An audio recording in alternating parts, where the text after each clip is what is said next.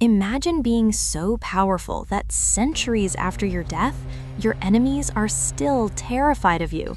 They're so afraid that they send armies not to fight your soldiers, but to fight your statues. For thousands of years, we were told a single story. Egypt was the light of the world, and everything south of it was darkness. We were told the people of the south, the Nubians, were only ever slaves or subjects.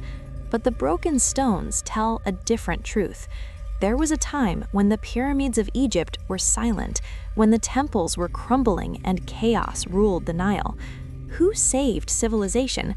It wasn't the Egyptians, it was the barbarians from the south, the Kingdom of Kush. They didn't just invade Egypt, they ruled it. They sparked a renaissance that the world has tried to forget. This is the story of the 25th dynasty, the Black Pharaohs who conquered the conquerors, and the reason why history tried to delete them. Welcome to the African Archive. To understand this conquest, you have to understand the irony. For centuries, Egypt had exploited Nubia, the land of Kush, for its gold. Nub actually means gold in Egyptian. They took the resources and looked down on the people. But by 750 BC, Egypt was dying. The great central government had collapsed. The north was split among petty warlords fighting each other for scraps, drinking wine and ignoring the gods. Meanwhile, in the south, the Kingdom of Kush was rising. They had adopted the best parts of Egyptian culture, not as copycats, but as true believers. They worshipped the god Amun more largely and more devoutly than the Egyptians themselves. The king of Kush, Piye, looked north and didn't see enemies. He saw a holy land being desecrated by unholy men. He didn't want to conquer Egypt for riches. He wanted to conquer it to restore Ma'at, cosmic order. King Piye was a different kind of conqueror. Before he marched his army into Egypt, he gave them a strange order. Cleanse yourselves in the river, wear fine linen, sprinkle holy water.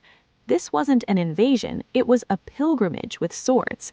The siege of Memphis is legendary. The city was surrounded by water and high walls. The northern warlords laughed at Piye, but Piye was a master tactician. He used the masts of his ships to bridge the walls. His archers, famous for their deadly accuracy, rained fire on the city. Memphis fell.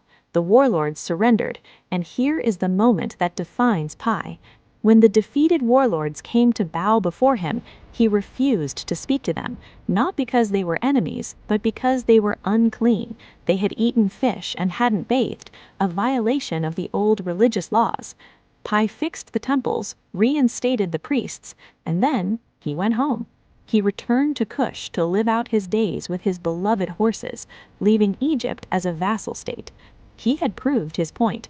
After Piye, his brother Shabaka solidified the rule, but the golden age of the Black Pharaohs truly began with Piye's son, Taharqa.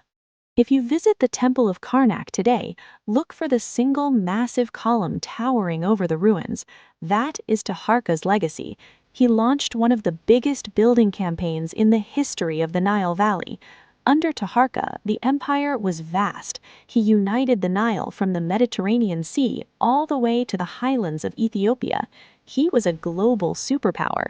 Even the Bible speaks of him. In the Book of Kings, he is mentioned as the ally who marched out to save Jerusalem from the Assyrians. Imagine that, an African king marching across the Sinai Desert, defending the Holy Land. For a brief moment, the Kingdom of Kush was the center of the world. But no empire lasts forever. While the Kushites were building temples, a new monster was rising in the east, the Assyrians. The Kushites were skilled warriors, but they fought with bronze weapons and leather shields. The Assyrians brought a new technology that changed warfare forever: iron. The clash was brutal. Taharqa, the great builder, was forced to retreat. The Assyrians swept into Thebes and sacked the holy city. They stripped the gold from the temple walls, gold that had likely come from Kush in the first place. After 75 years of rule, the 25th dynasty was pushed back into Africa. The Egyptians who came later tried to erase this chapter. They smashed the statues of the Black Pharaohs. They chiseled their names off the walls. They wanted history to believe that Africa had never ruled Egypt, but they failed. The Kingdom of Kush retreated south and survived for another 1,000 years. They built their own pyramids in Meroë. They developed their own written language. They became the Iron Masters of Africa. The story of the Black Pharaohs is a reminder. History is often written by the victors, but the truth is written in stone.